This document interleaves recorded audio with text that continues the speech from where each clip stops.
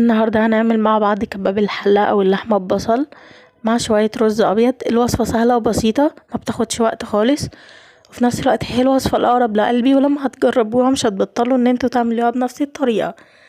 وحابة افكركم ما تنسوش تعملوا لايك واشتراك في القناة وتفعلوا زر الجرس.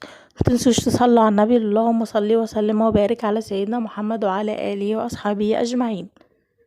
هنجيب 4 بصلات هنقطعهم شرايح. في ناس بتحب تحط فلفل اخضر، بس انا ما بحبش احط فلفل اخضر لان بحس ان هو بيضيع الطعم، فانا حابه ان انا احط بصل بس. حاسه ان طعمها كده هيكون احسن. هو بس بصل، مش هضيف اي حاجه، هي اللحمه والبصل مع شويه بهارات. هنا بعد ما قطعنا البصل كله شرايح، هبدا ان انا احطه في طبق. هبدا ان انا اجيب اللحمه واقطعها كلها مربعات زي ما هيبان في الفيديو. هقطع كل اللحمه مربعات، وفي نفس الوقت اللحمه ما تكونش تخينه قوي او رفيعه قوي، بحيث ان هي ما تاخدش وقت في السوا، في نفس الوقت يبقى طعمها حلو. وهبدا ان انا اقطع كل اللحمه الموجوده عندي. وبعد ما اقطع اللحمه الموجوده عندي هبدا ان انا احضر صينيه او طاسه او اي حاجه متوفره. هحط شويه زيت وهحط شويه سمنه او زبده المتوفر، هنزل بيه في الصينيه. في ناس بتحب تحط اللحمه تشوحها الاول، بس انا بفضل ان انا انزل بالبصل اشوحه الاول، بحيث ان انا لو نزلت باللحمه الاول او ما بيكونش فيه عازل بينها وبين النار فبتتحروق. فانا حابه ان انا انزل بالبصل الاول هو اللي يتكرمل، وبعد ما يتكرمل انزل باللحمه تتشوح. زي ما انتوا شايفين، اول ما البصل يبدأ يتكرمل كده يصفر شوية، هبدأ ان انا انزل بيه باللحمة بتاعتي على البصل. هنا بعد ما البصل ما اتشوح انا نزلت باللحمة، وهبدأ ان انا اقلب اللحمة بالبصل، اسيب اللحمة تتشوح، وبعد ما اللحمة تتشوح هبدأ ان انا انزل بالبهارات بتاعتي.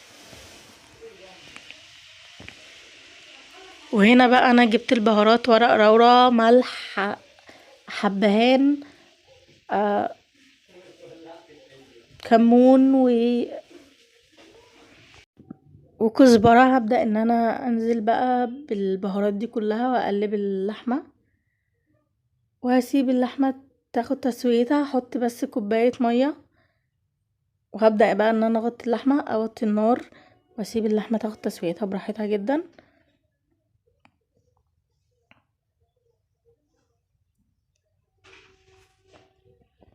لو لسه مشتركتوش في القناة بفكركوا تاني اشتركوا في القناة. وهنا اللحمة لما بدأت تستوي نزلت عليها بصل، بحيث ان هي تاخد لون. يعني الحركة دي بالذات بتخلي اللحمة الصوص بتاعها ياخد لون، وفي نفس الوقت يبقى مش يعني مش خفيف، يبقى تقيل شوية. زي ما انتوا شايفين هي دلوقتي اللحمة مكانش استوت قوي.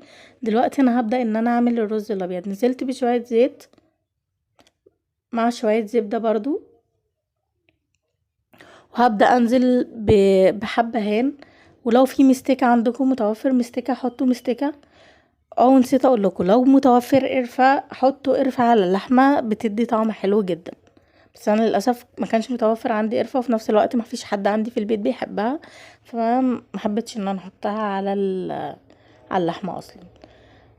انا دلوقتي نزلت بالزبدة، ونزلت بالحبهان، وبدأت ان انا اشوحهم يعني مع بعض وكده. وبعد كده نزلت بالرز، سبت الرز ياخد يعني تشويحة بسيطة، وبعدها نزلت عليه بالمية بشوية ملح، وهسيبه ان هو يستوي.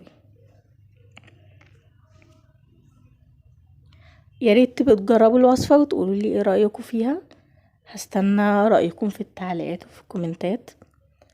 وما تنسوش تاني تعملوا لايك واشتراك. وهنا بعد ما الوصفة ما خلصت، بجد انا مش هقول ان هي حلوة وخلاص، لا انا بجد بقول ان هي حلوة عشان هي فعلا حلوة، وبجد الطعم حلو جدا. وانا اصلا من الناس اللي بتحب اللحمة اكتر من الفراخ، فأنا عندي يعني اللحمة إدمان فمتنسوش تعملوا لايك وتجربوا الوصفة.